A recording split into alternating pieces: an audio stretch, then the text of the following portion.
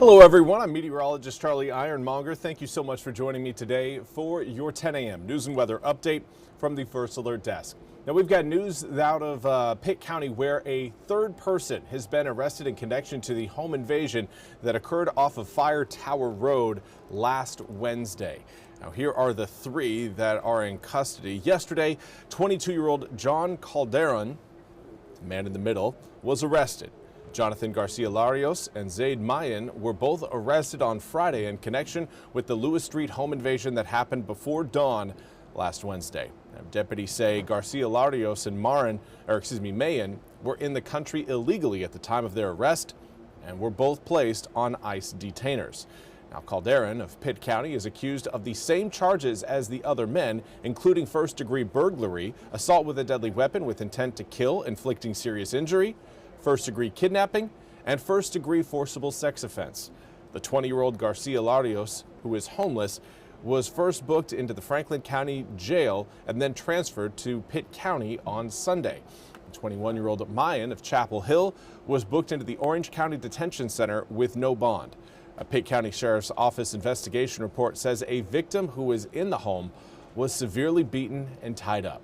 Warrants say Garcia Larios, Mayan, and Calderon used an edged weapon to assault the victim.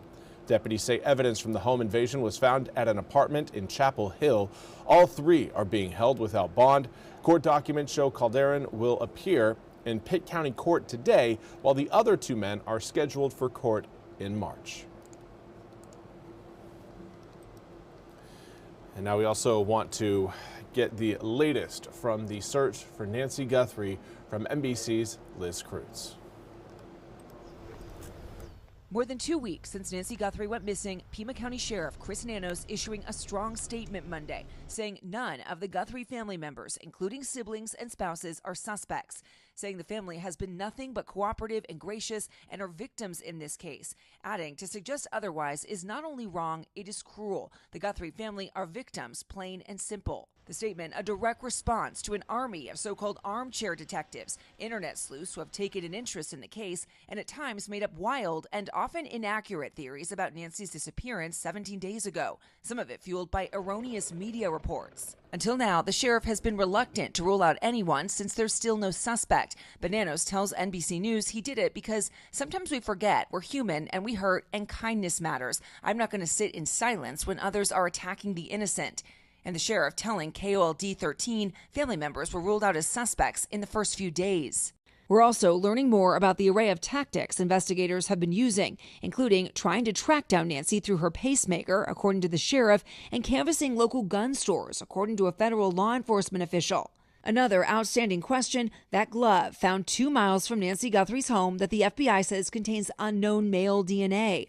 While a person familiar with the matter says the glove is consistent with the one seen on the suspect in the surveillance video, forensic experts are increasingly skeptical. Is this glove the aha moment that some people might be making it out to be? Well, in my opinion, it's not, because it's really too far from the crime scene. I think my biggest question is, have they found DNA from an unknown male inside that house? DNA was found on the property that, according to the sheriff's office, is not Nancy's or someone close to her. The sheriff tells us investigators are still working to determine who it belongs to. And again, that was Liz Cruz reporting. We now turn to your weather forecast, and right now across eastern North Carolina, we are dealing with quite a bit of fog outside right now. That fog is going to be sticking around for a little bit longer. Again, we are anticipating a lot of that fog to clear out as we head towards 11 a.m. Right now, we've got 10:04 on the clock, and here's what our visible satellite shows. The longer we stay under this cloud cover, the cooler we're going to stay today. I know we had hopes and dreams of making it into the low 60s, but if this fog lingers too long, we may end up in the upper 50s instead of the low 60s. But here's a zoomed in look at exactly what that where that fog is. You can tell most of eastern North Carolina right now stuck under that plume of gray. Now, as far as dense fog advisory, this was in effect until 9 a.m. It has since been lifted. Here's a look at our Moorhead City Cam overlooking the Sanitary Restaurant. 40-degree air temperature right now. Is starting to again see better visibility. You can see the bridge off in the distance there. That is encouraging news. 40 degrees will turn likely into the low 60s coming up later on this afternoon along the coast. But in Greenville, still looking at foggy weather. 37 degrees in Greenville. West-southwesterly breeze at 6 miles an hour. Not quite strong enough to get that fog out of here. And your dew points, 37 degrees, matching up with your air temperature, and that generally leads us to, well, some thick fog. And right now, again, we are seeing numbers increase, which is good news. We've got 1 mile visibility in Rocky Mount, Goldsboro, along with Kinston and Elizabeth City. Right now, Washington down to half-mile visibility. That's one of the worst visibility readings we have currently in eastern North Carolina. But again, things are improving. We'll continue to see that fog burn off as, again, we head towards 11 a.m.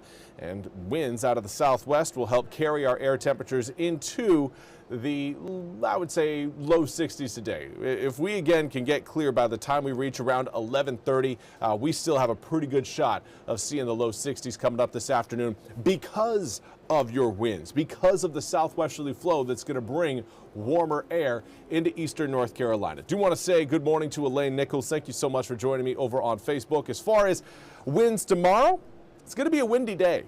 We will start out with around a 6 to 12 mile per hour breeze. Through the middle of the day, sustained wind speeds will range between around 15 to 25 miles an hour. That pushes gusts upwards around 30 to 35 miles an hour. Now, it will be a warm breeze as everything is going to be coming out of the southwest.